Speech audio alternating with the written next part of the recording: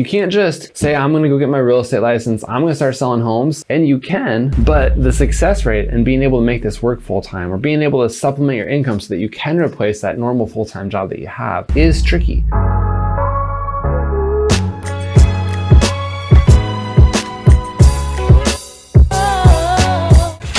80% of your income is made on 20% of your results. So try to increase that 20% results to maybe 30% this next quarter and maybe 40% the next quarter, because it's gonna allow you to do more and more things. So understanding your past business and what you've done this year, and maybe this market's different than it was last year.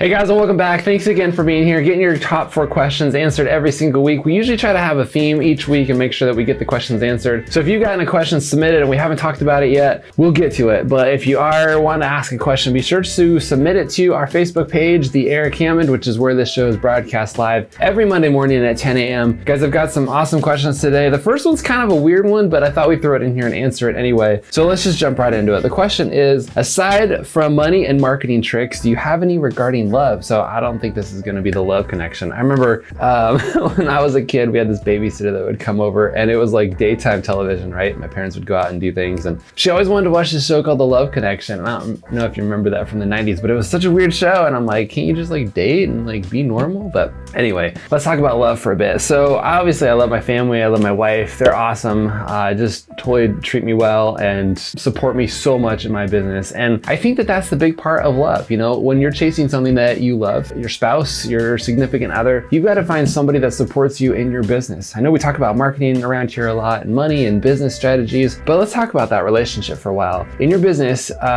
you're gonna need a lot of support, right? You're gonna need to spend a lot of your time running your business. You're gonna have to be there probably 16, 18 hours a day. You're gonna have to have your head down, committed to these things full time. And to have somebody on the other side of that table who can support you, who encourages you, who motivates you, who respects you, who can lift you up and help you get through these challenging times, it's super important. So as you're chasing your significant other and trying to build this relationship, and you know, if you're not married or if you're married or trying to figure that thing out still, find somebody who can support you in this. And if you don't know who you love yet, that's okay, you know, be patient. I had a lot of friends when I was in school who got married at 21, 22 years old, like right out the gate. I held out for a few years. I think I was 26 when I finally got married. And I know that's young for a lot of you. Some of you guys, a lot of you will wait till you're in your 30s. That's okay too. You just gotta know who you're looking for, and you gotta set those priorities and really understand, again, you know, the goals of your relationships and what you're wanting out of it. I think, you know, marriage is a massive thing for a lot of people, and it's going to affect the rest of your life because your partner and the business part that you have in life, right? Your family members, people that you love and connect with, are gonna make or break your business, honestly. My wife is super supportive, and she's there through the thick of things. She helps through a lot of our business, and we've been partners on a lot of things and have had some massive, awesome experiences together. So who you date matters, who you marry matters, the relationships that you build together matter. So take the time to find the one that's gonna be right for you, and it'll support your business. So if we lost you already, sorry about that. We're getting into the rest of real estate and marketing and growing your business, guys. Thanks for being here and encouraging us to do this show and showing up. This is the 34th episode of this show, which I'm super excited. I feel like I just started it yesterday, but we've answered your guys' top 4 questions for the last 34 weeks. So let's get into some more business topics. Enough about the mushy love stuff, but find your supporting partner, somebody who can buoy you up and make you feel awesome about your life. Okay, the next one's kind of a different one too, but I think that it can relate to a lot of you guys in real estate. This one actually comes from a private music teacher. So yes, we do get questions outside of real estate from time to time, and we try to answer them as much as they relate to the show, right? So this one says, I'm a private music teacher and with limited hours to teach. What are your thoughts on how to increase my income and my brand? So I'm guessing that this person works full-time somewhere else. Maybe they're a real estate agent. They teach music on the side. I don't know. I didn't get that detailed in the question, but they want to teach more. They want to increase their income, and they want to build their brand as a music teacher. So I am not musically talented. I can play the MP3 player pretty well. I can play the CD player pretty well. I can turn that radio on, but I can't strum a guitar. I can't play the piano. I can't do any of that. When I was younger, my mom tried to get us into piano lessons, my sister and I, and we would go to this lady's house near where we lived, and she'd drop us off for an hour. My sister had 30 minutes and I had 30 minutes, and it was like the roughest hour of my life. Just torture. And I think we did that for like 18 months, maybe 2 years. And my teacher ended up asking us to quit. Like, she's just like, it'd be better if you didn't come back. Like, it got that bad. And so she was a full-time employee somewhere else. She had a job somewhere else and she taught music on the side, right? It was out of her house. She had a piano there. Kids would come by and play. And she charged, a decent amount. I think it was like $60 for a 30-minute lesson back then. Like, it was quite a bit. And she was pretty good from what I remember. I think I was like 10 or 11 years old. But, if you're a part-time music teacher and you're trying to get more exposure and trying to reach more people, I don't think your students are necessarily going to be like, oh my gosh, my teacher's amazing. Like, you should hire her if you want to play the piano. Like, I was avoiding the subject at all costs, right? And obviously the parents will talk about it and communicate. And if you've got another parent comes to you and say, hey, I heard your kid's playing music, word of mouth can be huge, right? But how do you spread that message and how do you get your brand more exposed and how do you get more students if you're just starting out? My wife has a couple cousins who teach piano on the side. As a full-time mom, she'll have them come to her house and teach them, and they have a music room. And it's been a great side business for her. Obviously, it's not paying all the bills and her husband still works, but it's something for her to do. Keeps her interested in life and passionate about something and bring in some extra income on the side, right? So how do you build that brand? What I would suggest is that you build a funnel. And that's what we talk about a lot around here, right? Is building a funnel and getting your message out there and showing the world how you do what you do to attract who you're looking for. So the problem with one-on-one coaching, which is what I'm involved in a lot in our business, the one-on-one, it's me talking to you, it's helping you in your business. And we spend, 30 minutes on the phone and we talk about your marketing and where you're trying to go and what you're trying to do,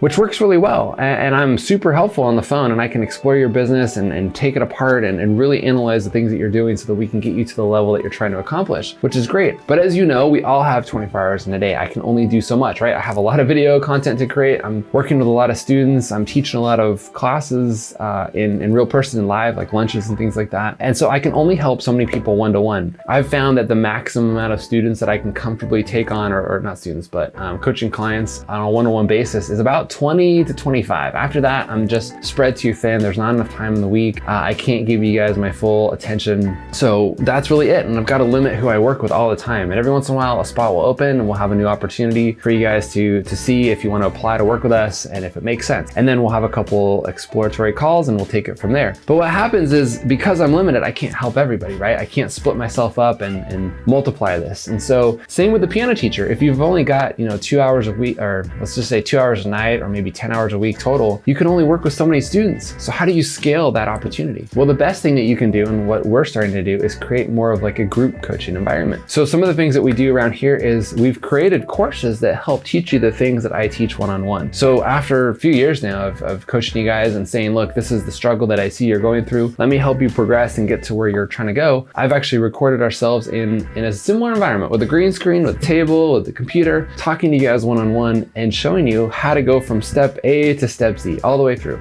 How to build out your Facebook pages, how to run Facebook ads, how to build your website, how to build a funnel, how to create the offers that talk and speak to your clients so that you can attract the business that you're looking for. And just like on a one-to-one call, I can show you step by step the directions all the way through. I can share my screen, everything, right? It's kind of like a Udemy course, something that you can follow, that you can consume at your pace. If you're stuck with something, go back and rewind it. The cool thing about it too is that we offer group coaching. And so as you consume these courses, which the courses are anywhere from like 10 to, I think our longest one right now we're working on is like 30 something hours. A lot of stuff in there. As you're stuck, or there might be some element that we didn't explain perfectly for you, and there might be something you're stuck with, come to the group, ask your questions. We'll get you on a call. We'll share your screen, go over Zoom, and answer your questions right there live. And so that you can progress, so that everybody else can learn, and we can go forward step by step by step. And the awesome opportunity that this has is that I can now teach one-to-many, right? I can work with 50, 100 or more people at the same time, because you can all progress at the same time. We can all show up to a group on a weekly call. We can answer your questions. We can get to the things that we're struggling in. And then you can go home and you can do your homework. You can practice the piano, if you will, right? And you can learn and progress to the next level, and then come back the next week with more and more questions. So what's cool is that I can help one to many people at the same time. The same thing goes with the music teacher, right? What if you were to create a music course and maybe you had a camera looking down at your keys and you're like, this is where you hold your keys and this is, which finger I need to press down on which keys. I have no idea, I don't play the piano, but you can show them. You can show them the theory, you can show them how you read music, you can have have multiple cameras set up to capture different elements of it. You can talk about posture and how you're gonna sit up. You can talk about learning the song. You can give them even sheet music to play, right? You can have this whole course, like a Udemy type of class. If you're not familiar with what that is, it's basically the letter U and then Demy, DEMY.com, Udemy, I think. And most of these courses are like $10 to $300 for a course. They teach you how to play the piano, how to publicly speak, how to learn a new language, things like that. So if you're a great teacher and you have that patience and can work with students one-on-one, create different levels, right? Maybe you create an introductory class about how to learn the piano, and maybe you teach, the basics of level 2 and 3. And maybe you decide that, look, I only want to work with people after they've been in, playing the piano for 5 years. And I really want those elite students who've taken the time, who've practiced, who learned, so that I can get them to where they're trying to go. You want to weed out the people who aren't taking it serious. And the same goes with me too. When we first started out, our rates were much, much lower. I was willing to work with anybody just to get the experience and to help you guys and grow. And now as we've gone, our rates have gone up. I'm more selective of who I want to work with. If you're not committed to the process and showing up every single week and doing the things that I ask, I'm not willing to work with you one-on-one. I'll throw you into the group and say, hey, be part of the group and learn and grow. And when you're ready to go and take this to the next level, we'll make that work. But that's how you do it, right? That's how you progress, how you offer your services one to many. So think about that. Even if you're a real estate agent and you're following along here and you're thinking, well, how in the world does this relate to me? It can, right? You can teach your clients how to buy and sell homes. You can have that type of a course that you can provide them. Whether they're an investor and they're buying something every single week or a couple times a month, or maybe they're just buying a house, once every 5 to 10 years. You can still teach them. And the beauty of this is it shows them, how much you know about real estate and how much of an advocate you are for them and how you can help them through this process. I found that the best way to show how much you know is to show how much you care, to teach them, to bring them to that next level, and then they're going to understand how amazing you are and what a professional that you are. So if you're trying to teach somebody and you're trying to get, that one-on-one kind of coaching environment, and you just can't scale anymore, consider a course that you can create and then sell. And obviously the price is going to be a little bit different. For example, let's just say you teach piano lessons and you're $60 per lesson. And let's just say the whole year, 60 times 52, I think that's like $3,000, let's just say. If you charge $3,000 for the year for piano lessons, you're gonna have a much, much cheaper offer or discounted offer being on a recorded call and like a group type of call, right? Maybe you charge $200 for this private group lesson so that they can download your content, they can be part of the group, maybe even do weekly or monthly, Facebook Lives and saying, hey, let me set up the camera and show you guys how we're gonna play this song today, and this is how I'm gonna learn, and this is how the fingering works, and this is how it goes. So there's just all sorts of cool things that you could do as a piano teacher, and that's just piano. I mean, there's so many different things that you can teach, right? Like if you're in golf, or if you're in another instrument, or if there's some other sport that you wanna play, have those type of recorded lessons that you can sell, and then it allows you to scale to a whole new level. Okay, so that's question number 2, private music teacher. Let's go to question number 3. Real quick too, guys, if you haven't, let me just put this plug in there. If you haven't subscribed to our channel, I feel like we're providing some awesome content. If you think so too, be sure to subscribe below. Whether you're watching this on YouTube, if you're listening to this on a podcast, or if you're actually watching us live on Facebook, subscribe, come back for more. Every week we answer you guys' awesome questions and bring you the value that you're looking for, showing you guys how to scale and how to hit the levels that you're trying to achieve in your real estate business. Now we're getting into the real estate questions. I think we just got these in here because they're pretty good questions, I would say, and they probably relate to you as well. But let's get into it. Thanks for subscribing, by the way. Question number 3, how do I tell my wife that I want to quit my job and get into real estate? So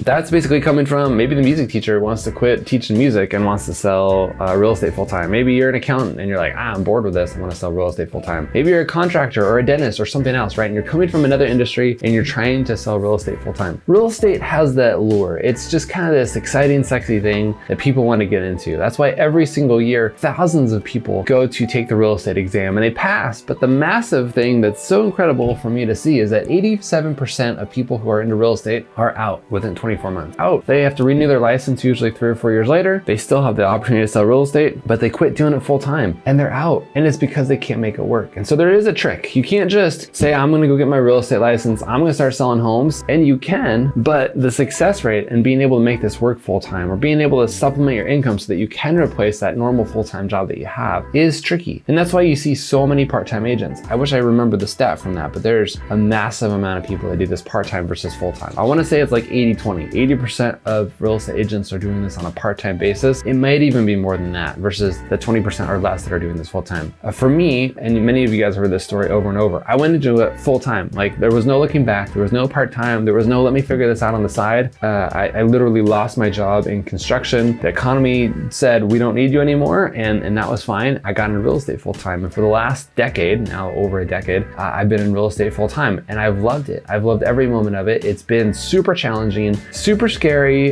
There's definitely been some massive dry spells where no money's been made, but for the most part, looking back over the last decade, it's been one of the best decisions I've ever made about business. And so there is some incredible opportunity in there. There's some great moments where you can make some massive money. And the cool thing about it is it's your own level. It's just like any MLM thing. The harder you work, the more money that you can make, which is great. The last job that I had, even if I showed up for 20 hours a day, or if I was there for the normal 8 hours a day, I still made the same amount of money. The bonuses were set. There was no commission. I just did what I did, right? And I had no opportunity to grow. And that's one of the things I struggled with showing up there day after day, was the fact that I could work harder, but I couldn't make any more money. And that's the thing I love about real estate is my first year, I think we made like $45,000 in real estate selling homes. And then shortly after that, year 2 or 3, we passed the $300,000 mark. And that never, ever happened to me with any type of full-time job. So just the opportunities are endless, and that's what I love about it. But how do you go from that? Look, I'm working somewhere else, whether you're 30 or 40 or 50 years old and you're thinking, look, real estate sounds fun. It looks interesting. I see all these people making money, whether they're on TV or local or wherever they are. How do I get into that full-time? Let me just tell you that you should probably explore this a little bit further rather than the fact that I like real estate. It seems like a lot of fun and there's a lot of money. Because if you're chasing money, the dream will quickly end and you'll realize you can't be in it for the money. You've got to find some other passions besides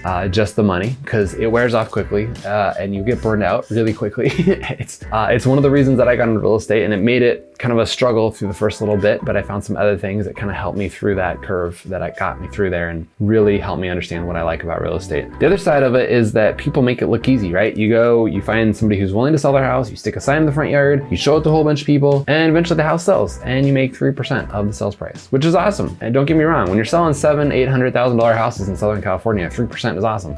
But it's not all like that all the time. And maybe you live in a neighborhood where houses are 100,000 or 150,000, and you got to sell a lot of those houses to supplement your full-time job. So I don't know where you are financially, but just consider, what your economy needs to look like. Let's reverse engineer this and say, what do I need to do? Okay, so I love to start at the end and say, what are my goals and what do I need to do? Let me just say that the average US salary right now is somewhere between like $40,000 and $45,000. And I know that doesn't work for everybody, because being here in Southern California, you need to make well over $100,000 to have a decent life. Homes are more expensive. Gas is almost $5 a gallon right now. It's expensive to live here. Property taxes are insane, okay? So how do you reverse engineer this? If I'm just leaving my jobs to go make the same amount of money, realize you're gonna be working more hours, okay? You're not taking a normal 40-hour a week and saying, okay, I'll take that 40-hour a week making $40,000 a year, and I'm gonna go work 40 hours a week and try to replace that in real estate. Realistically, you're probably gonna work 60, 80, maybe even 90 hours your first year per week in real estate. And there's a chance that you will not be making $40,000 your first year. Yes, it can happen, but most likely not. You'll probably sell 1 or 2 houses your first year, and again, depending on commissions in your area, that might be $10,000 or less dollars. So let me figure out for you how to reverse engineer so that you can financially benefit, right? If you're going from $40,000 per year, you probably want to be making like $80,000 or $90,000 a year. And let's set a goal that's massive so that if you do fail, and you probably will, I'm just being realistic, let's fail at a high level. I don't want you to set a goal of $40,000 and fail and make $20,000, because now you've got massive financial. What if we set a goal at $100,000 and you fail and only made $75,000? That would still be awesome compared to the $40,000 that you were making before, okay? So let's set some real estate expectations. Let's just say your goal is on $100,000. So what does $100,000 mean? That means that you've got to sell about $3 million worth of real estate. 3% of $3 million is $100,000, okay? So hopefully I'm doing my math right. I think it is. Let's just say that's the amount of money you need to make. Let me pull out my calculator just to make sure that I'm not leading you guys on the wrong path here, because I want to make sure that we're communicating things accurately. So trusty calculator, $3 million in real estate, divided by, or times 0.03, $90,000. So a little bit more. So let's just say it's $3 million just to have some close math. How many homes is that in your neighborhood? The average price of a home in the US right now, from what I last remember, is like $225 to $250. And I know that it's gonna change because down here, the average price of a home is like $650,000. You go to some of these states and it might be, you know, around 110, 120, but you gotta do the math for you. So basically divide 3.3 million or 3 million into 250. So that's about for 12 homes. You've got to sell 12 average US homes to sell $3 million worth of real estate, which will again net you about $100,000. So what's it gonna take to sell 12 homes? How many months is that? 12 months in a year, 12 homes, a home a month, okay? So I think it's probably pretty reasonable to say that you can go sell a home per month. Finding a home to sell per month is the challenge. So the thing that you're not gonna know now is going into the unknown. How many people do I need to go meet to sell one home per month? The other side of this is how many listings do I need to actually have to sell one home per month? Because you might take 2 or 3 listings and one of them is overpriced because you don't know what you're doing because you're brand new and it sits on the market forever and it doesn't sell. And then eventually after 6 months, the listing expires and the homeowners are like, you know what, you tried, I'm gonna go with somebody else because you couldn't make it work, okay? So that happens. Sometimes you'll put it on the market and there's other things going on with it. Maybe the seller's not as motivated as they thought. Maybe they didn't want the price they were once saying. Maybe it's just in a weird part of town or it's on a busy street or something's going on, right? And you didn't see those things and it sits on the market for a while too. There's all sorts of things that can happen. But the point is understand you probably will have to take 2 or 3 listings to get one close for the first time. And obviously stuff happens, but it might not happen in a month. You might take a listing now and it might sell in 3 or 6 months from now. So you've got to start stacking these things up and having multiple listings at the same time as well. Okay? But the theory here is basically you need a home per month to sell to hit your 12, to hit your $100,000 mark. Again, what's involved to sell a home a month? Well, you've got to start finding motivated sellers, people that are saying, hey, look, I want to sell my house. I'm thinking about selling. You got door knocking as an option, like go out and door knock a bunch of neighborhoods. You've got phone calling, which you can call a whole bunch of neighborhoods and say, hey, I'm in real estate. You know, I don't know if you've had any thoughts of selling your house, but I'd love to come talk to you about what your home's worth and see if it makes sense for you to get it on the market. Where would you go, right? Like you're going to get to know these scripts. Just Google real estate scripts and you'll find tons of stuff that you can say on the phone. Trust me, I've been there. There's a lot of scripts. There's a lot of things you can say. Be prepared for rejection. There's a lot of people that will say no and they won't want to talk to you, but that's okay. You can get through it. The other thing is networking, right? Telling everyone that you know that you're now in real estate. This is the biggest opportunity to say, look, I was in engineering, or I was a piano teacher, or I was a full-time football coach for a high school, or whatever I did before. This is what I'm doing now. It's called like the grand opening, right? I opened my real estate shop and here's what I'm doing. Look at me, come talk to me if you've thought about selling your home. You got to let everybody you know that you're in this business and that you're here to win, that you're here to work hard, that you're going to do whatever it takes to get their business. So what I do is I would recommend taking all the people that you know in your email address and all the people that you know in your cell phone, putting them all into a list and sending a message to them. Maybe you just have their cell phone message or cell phone number. Maybe you just have their email. Either way, craft something that basically says, you know, hey, blank, fill in the blank. It's Eric. I just got into real estate, got my license a couple weeks ago. I just want to let you know that I'm doing this full time now. If you've been having any thoughts about selling a house or buying a new property in the next 6 to 12 months, I would love to talk to you and see if I can help you make that move. Let's talk, let's have coffee, let's grab lunch, whatever it is, right? Let's just keep the ball rolling and communicate with them. That's gonna be your first email. For a lot of people, this might be the first time you've ever emailed them. Like maybe you have their email address from work or from some other environment. This might be the first one. You gotta figure out how to craft that message in a way that introduces yourself, remind them who you are, and say, look, I'm doing this new thing, I'm going into it full time, and this is what I wanna do. And now you start that connection and you start the ball rolling and you remind people that this is what you're doing. That can't be the only email that you send though. You've got to follow up week after week and just give them more content.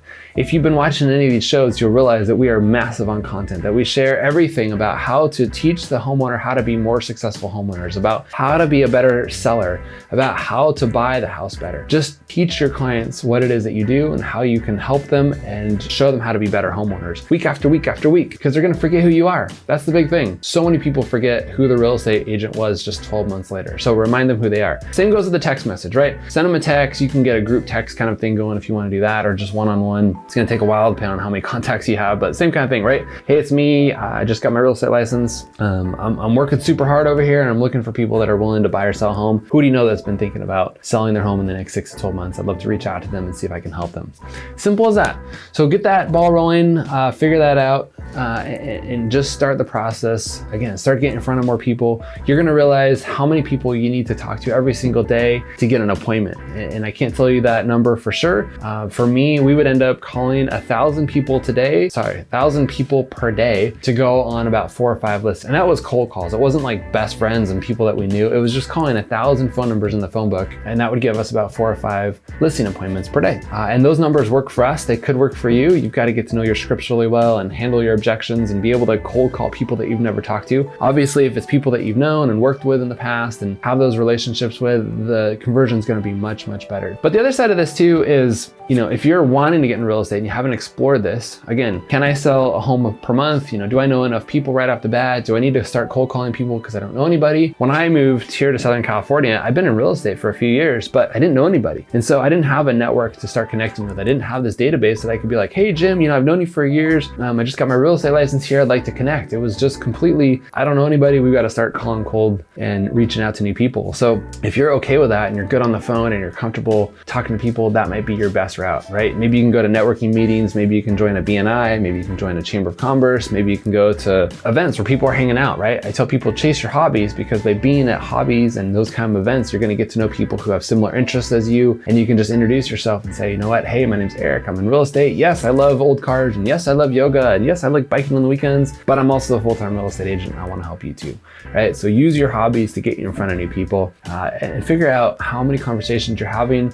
Just start bringing that up. And if you don't have your real estate license yet and you're just thinking about it and you're kind of getting that ball rolling and you're like, is this the way I want to go? Maybe you just introduce yourself like that. You know what, John, it's been a while since I've talked to you. I'm just about to get my real estate license. Have you had any thoughts of selling as I pass my test? I'd love to come reach out to you and maybe give you some ideas of what your home's worth, explore some options of where you might go. Would hate to lose you in the area. So if you want to buy a home in this area so I can, stay your friend, that'd be great, right? You're not trying to have them move away. So build that relationship, get to know them, and really see what it's going to take for you conversation wise, and if you have the ability to do this. The other thing that I did, which it depends on each state when you're in that area. Some states have a huge requirement on who you can call and what you can talk to them about real estate. But while I was studying for my exam, before I had my real estate license, I would get on the phone and I would come in and I would call people. I would go to the broker and I'd say, hey, who can I call? I just want to start building up my pipeline and start building up my leads so that when I pass my test, I'm ready to go and I can have this thing figured out. So he would give me a whole bunch of names and a whole bunch of phone numbers and basically just put me on the phone, and I would go and I would call for like 4 or 5 hours a day, and I would pick up the phone and I'd just say, hey, you know what, my name's Eric, I'm working in real estate. I did not say I'm a full-time real estate licensed agent. Again, you got to figure out if you can do that in your state,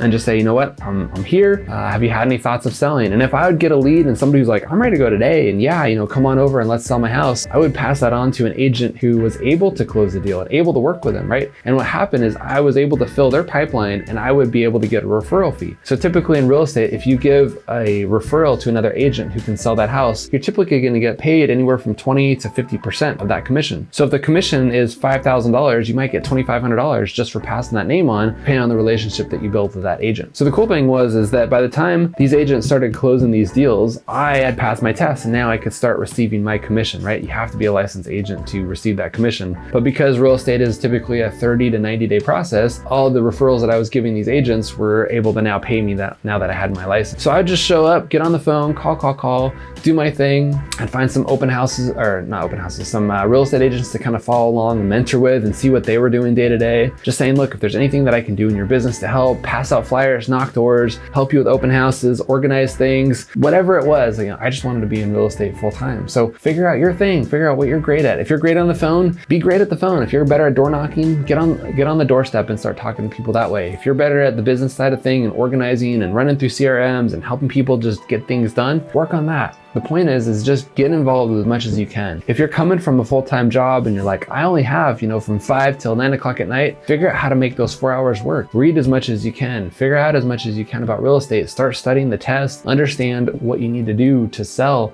1 home per month to hit your goal. Okay, so that's really my suggestion, is just get into it full time, really understand your numbers, understand the amount of homes that you've got to sell, and then go talk to real estate agents in your office and say, what do I need to do so that I can sell 1 home per month? Or maybe it's 3 homes per month, whatever that number is to hit your goal. Reverse engineer it and work backwards and say, how many people a day do I need to call? How many appointments per week do I need to be going on? What should be my close ratio? If I go on 10 appointments, should I be taking 5 listings, 8 listings? Where should I be in that list? If you're like, I have no idea anything that Erik's talking about right now, go find another agent. Say, look, I want to partner with you. I'm happy to work with you. We can split the commission, whatever it is. I just need someone to kind of mentor me through this so that I can get to the level that I want to be and hit the numbers that I need to be at. Most people fail at real estate because they get into it, they think it's easy, they don't realize how much time is involved on lead generation. They try it for an hour here and there, and then they get in front of a few people and nobody that they know is selling a house. They don't make any money. They go through about 2 or 3 months of their saved finances and they realize, I can't keep this up.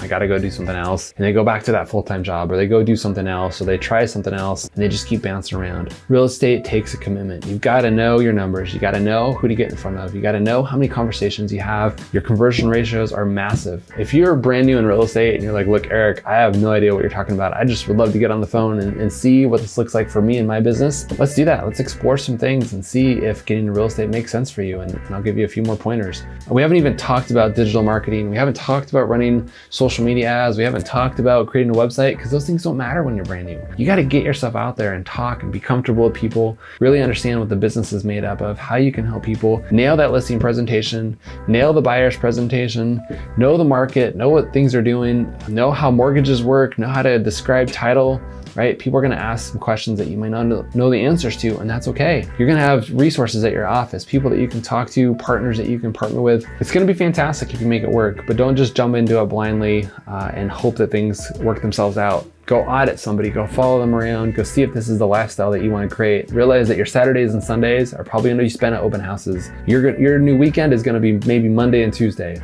And if that works for you, it could be awesome. Okay, so that's question number 3. Wow, we're getting deep into this. Let's go to question number 4 and we'll wrap this up here.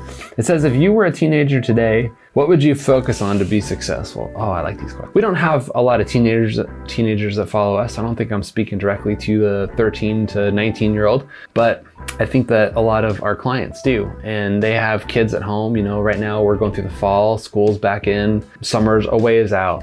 And I've got 3 little girls myself, and I think about them and what they're gonna be interested in when they get older, and what's gonna excite them, and what kind of businesses they want to explore, and you know, just how that works out. And so if you are a parent of a teenager and you're wondering, how do I get my teenager off the couch and stop playing video games and stop doing their thing, or go deeper on the things that they have, right? Like, you can make a bunch of money playing esports, like video games. It's crazy. And you can make money making YouTube videos, and there's all sorts of different ways that you can make money in this life. But the question that this is asking is, what would you focus on to be successful? So what do you focus on as a teenager to find success? The big things is, for me, that I would have our kids focus on if they were teenagers. They're not there yet, they're all under 8, but is to explore what they're interested in. Find out those passions that they have. Because when I was in school, I realized that I hated school because I was forced to learn things that I didn't care about, right? We had to talk about history and wars that happened a long time ago, and dynasties that happened over in China, and all these things that happened years and years ago that I just could care less about back then. We learned about proper grammar in English, and again, maybe I should have paid more attention to that because I don't have the best grammar, but I could care less about that. We talked about science, and that was something that I was a little bit more interested in, but I didn't care as much about these things because they were just kind of like, here, Erik, you need to learn these things just to pass the class. And I did poorly in school. I barely made it out of middle school. I barely made it out of high school. Finally in college, when I could pick the classes that I wanted to go to and study things that I was interested in and pick the topics, I did really well. I got on the honor roll in my college, and I almost ended up with a straight 4.0 because I really pushed myself and I found what I was excited about. So that's what I've realized, is that you're only going to chase the things that you want to do, right? If someone says, hey, learn this new language that has nothing to do with your life, or learn quantum physics that has nothing to do with your job, like, you're just not going to care. Unless you're, a student of education, you love learning things, which most people don't. You've got to find things that excite you and push you and make you passionate. So find what your kids are interested in. Are they interested in a certain sport? Is there a computer technology that they could go down, whether it's writing code or a bot or something like that? Maybe they're interested in social media and helping businesses tell their story and get their content out there. I know a ton of teenagers who work with their parents to run a business online because they understand how social media works, and they help their parents get their business on there. Maybe they are interested in cars. Maybe they're interested in camping. Maybe they're interested in travel or language or something else. Maybe making music, right? Or writing books. Who knows what it is? Let them explore that. Put them in as many things as you possibly can. I think that's one of the things that I'm most grateful for my parents, is that they pushed me in so many different different directions when I was younger to try new things, right? Like they forced me to play the piano because my mom wanted me to play the piano. I realized I hated it. That was okay. We quit. She wanted me to learn how to play tennis because she thought that would be a good social sport. Played it for a few years, didn't love it. My dad ran track and he wanted me to be on the track team. I ran that for a few years. I was really good at it. I became the best high jumper in our region and set some amazing records. I was really good at the hurdles. I ran that, right? So I tried things, and I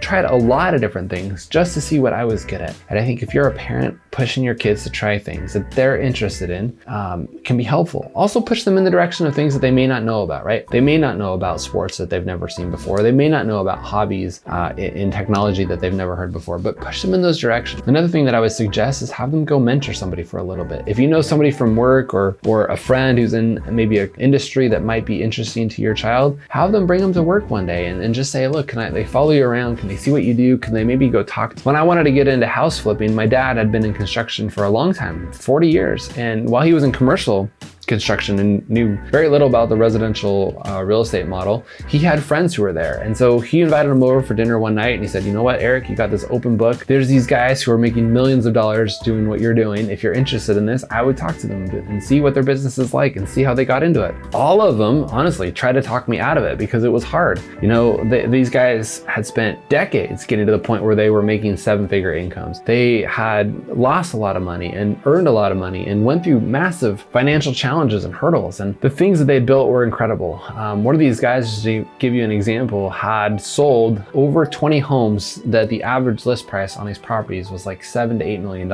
I mean, just amazing homes up in the Bay Area, you know, in these areas of Menlo Park and Atherton that are incredible. So what I'm getting at though is that my dad was putting me in front of the people that I was wanting to become like, and this wasn't in my teenage years, this was like in my early 30s.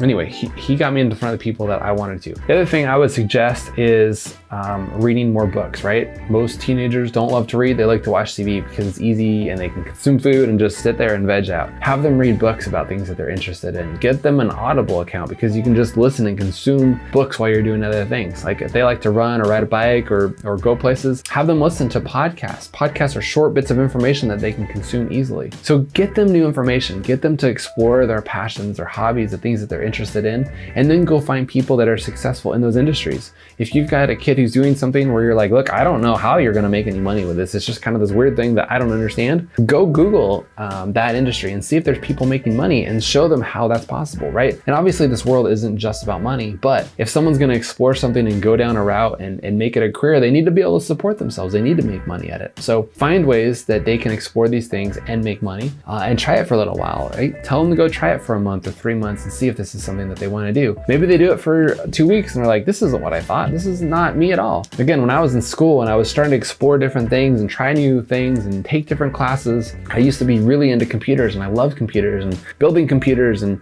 programming them. I mean, I built my first, one of my first couple cars had navigation in it way before navigation even existed in most cars. I built a whole computer that went under the seat. It had music on it and games and all this kind of stuff. And it was just things that I was excited about, right? But when I got into school, I started taking computer classes and thinking that I wanted to go into computer science and that whole route. And after about 2 weeks of being in the course, I realized this isn't what I thought it was at all. It's not something that I'm passionate about. It's more of a hobby and it's kind of fun, but I don't want to get paid to do this every single day. And I wouldn't have known that, right? And I wouldn't have known that if I didn't try. And so give them opportunities to try, help them explore.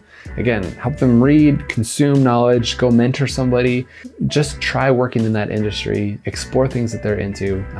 Don't force them into the route that you want them to. I think that was one of the other things that my dad was hoping, that I would go follow his plan, that I would run a construction company someday like his, that I could go maybe even work for him or do something like that, because then we'd have more things to talk about. But I wasn't interested in that. It just wasn't what I was passionate about. And he slowly gave up that dream and we have a great relationship and we moved on. But you've got to realize that your kids are going to be different, that they're going to have their own excitement, their own life, their own passions, and let them explore those kind of things.